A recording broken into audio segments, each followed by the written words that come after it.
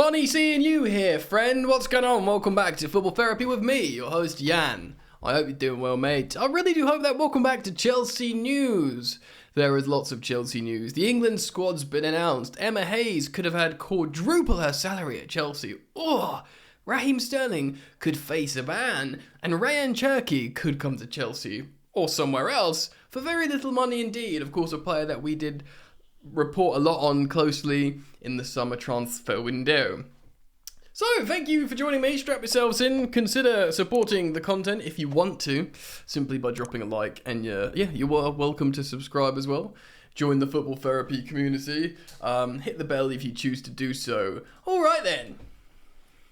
Where to start? Well, of course, look, let's speak about Emma Hayes quickly. She is off to America to coach the US women's national team. She is like our Alex Ferguson leaving in terms of what in the women's game. She's just a titanic figure, an incredible personality. I literally would take her as the England men's coach. You know, maybe the Chelsea coach as well. She's just so incredible.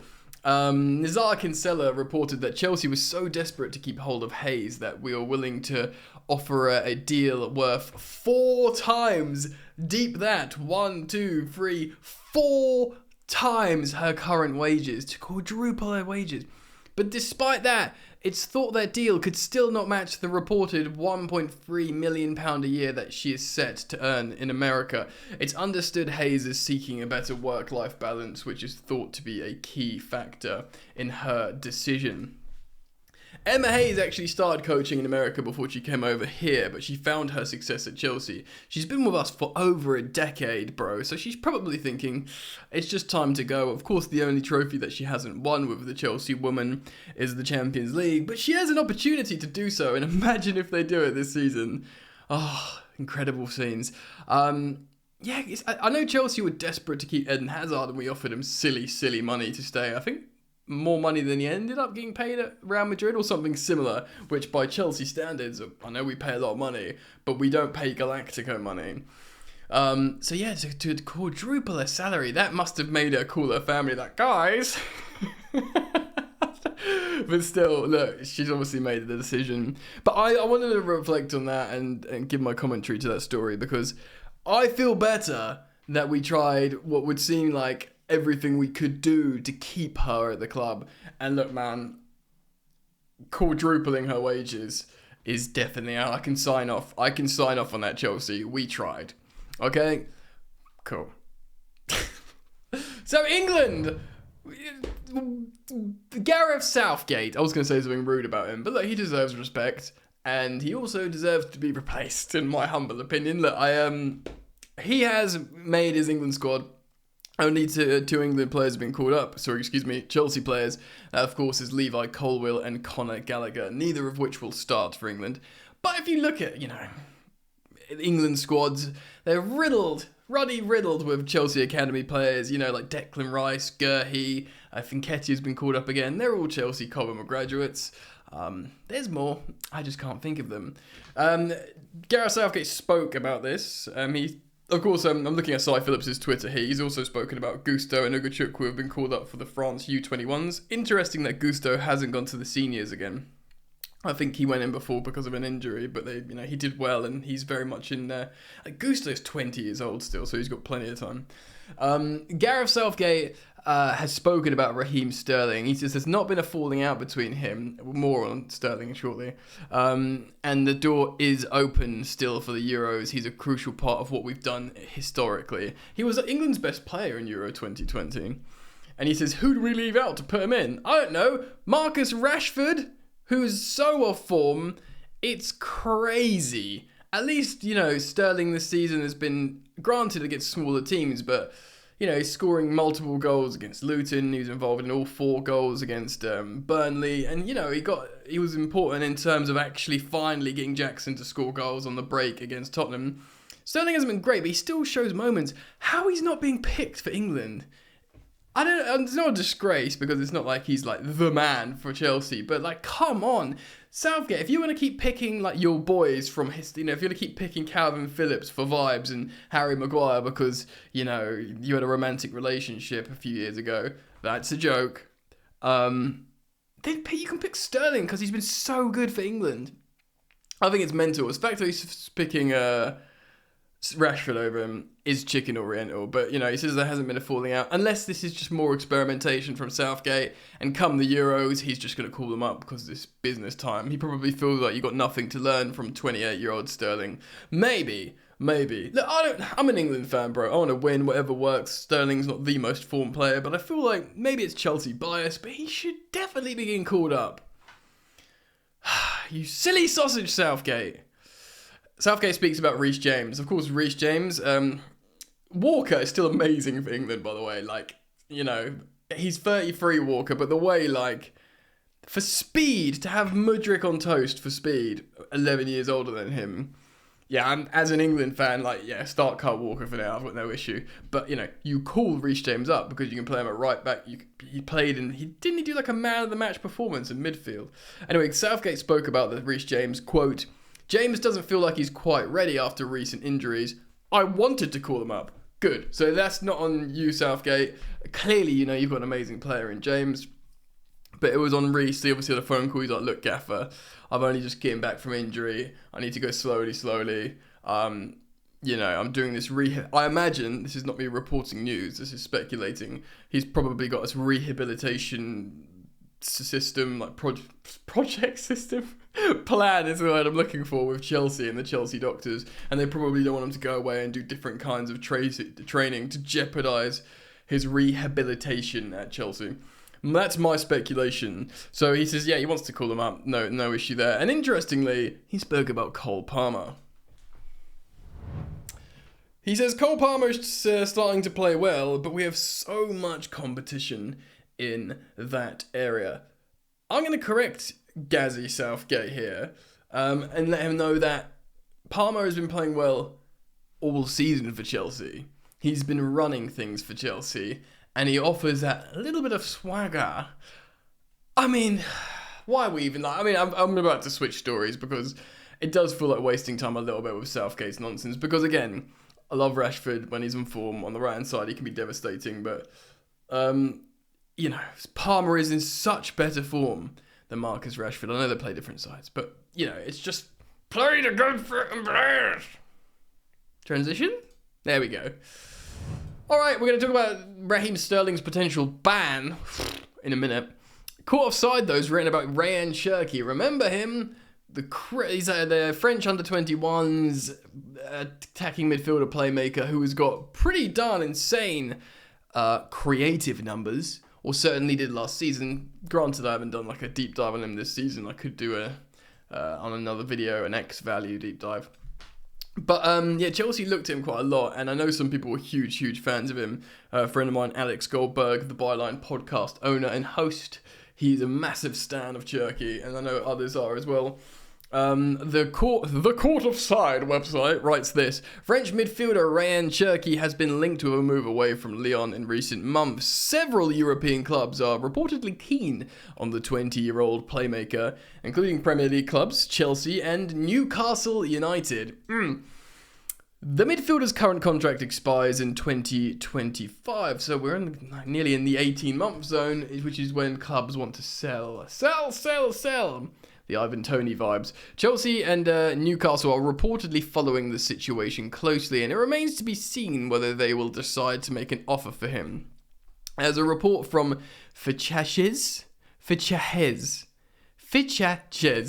yeah, you know that place, that rag, claims the midfielder is valued at 25 million euro, which is about 21 million quid. Wow. The 20-year-old is highly rated in European football, and he could prove to be a quality long-term acquisition for the two clubs. The only issue is we now have Cole Palmer, and he's not a midfield free player unless Pochettino really does want to go back to a 4-2-3-1, and he would play him as a number 10, and he wants to play Nkunku as a striker, and Cole Palmer will remain on the right wing, just to get more goals out of this side. Maybe.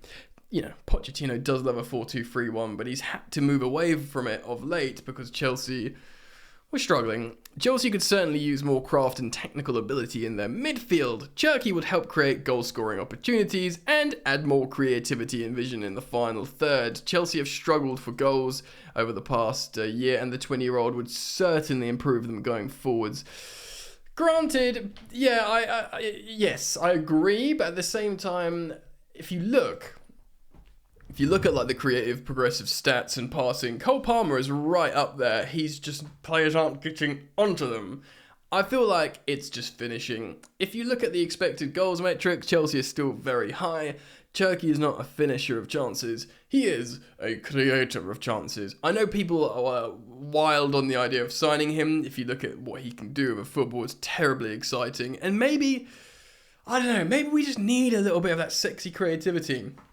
Sure, we get a little bit from Cole Palmer. We're not really getting it from Enzo. Enzo is, if you look at the end of games, actually how he's performing. He's performing very well. Sort of not eye test stuff. It's very numbers stuff, but he's looking pretty darn integral. Interestingly, you're kind of noticing Caicedo more in open play. I am anyway, personally. But yeah, when I look at the numbers, I'm like, oh, okay, so Enzo's actually really important. But he's not doing this wriggling, shifting his body weight, playing these passes and dribbling and doing all these exciting, slightly Eden Hazard-y things. Of course, you've got people like Mudryk and Sterling who are going to dribble out wide, but nothing really, really exciting between the lines. We've only really got Cole Palmer to do that, and it's a lot of pressure. But of course, Ryan Cherki's just another 20-year-old kid.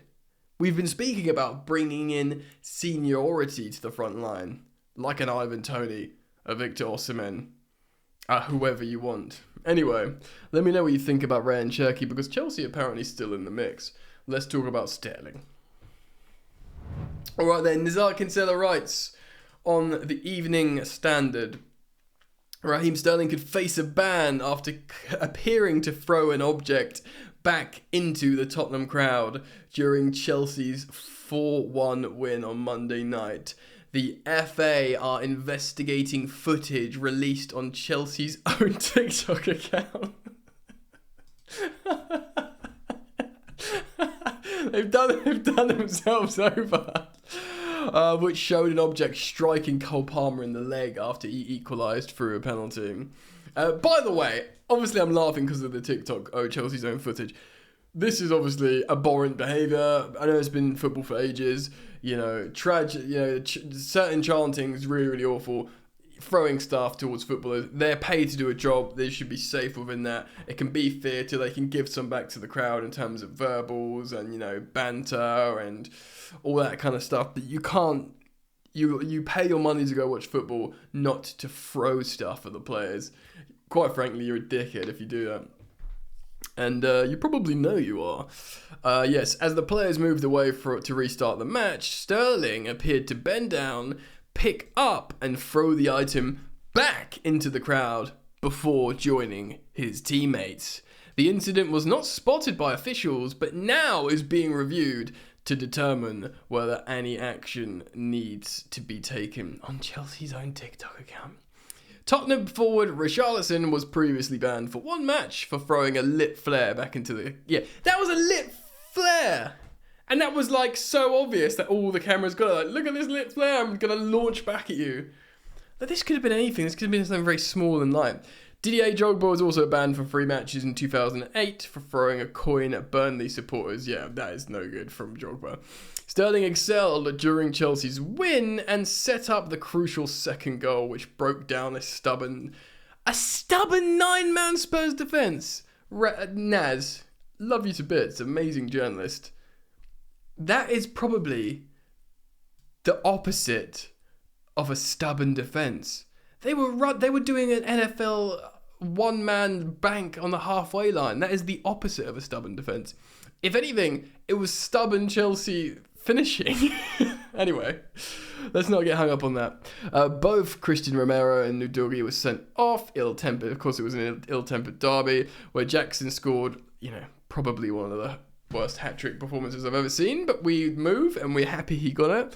Chelsea next face Sterling's former club in Man City in the Premier League on Saturday, but any sanction will more than likely come after the international break. Yeah, they take a little bit of time to do that. Look, if Sterling gets banned, it'll be a one. I mean, it'll be like, you just don't throw anything back in the crowd. You just don't do that. Don't do it. Just don't do it. If he gets banned, he shouldn't get more than one game, especially if Richarlison got one game. Like in a lit flare, there's something so like theatrical and obvious, like a fire. You know, like I'm throwing this at you, so it can't be worse than that. It could be the same at worst. So, but. You know, is Sterling going to be the difference maker? You know, I swear we played against Man City with Sterling and he's just done nothing. He's not the kind of guy that's going to be like, against my former club, I'm going to tear them to pieces. Nah, nonsense. You know, Mudryk looks like he fancies it against Arsenal because of the narrative. You know, whenever we had Ross Barkley, he'd always used to play well against Liverpool because of the Evertonian rivalry. I don't think missing Raheem Sterling for a game against Man City is going to be a travesty. Anyway, let me know what you think.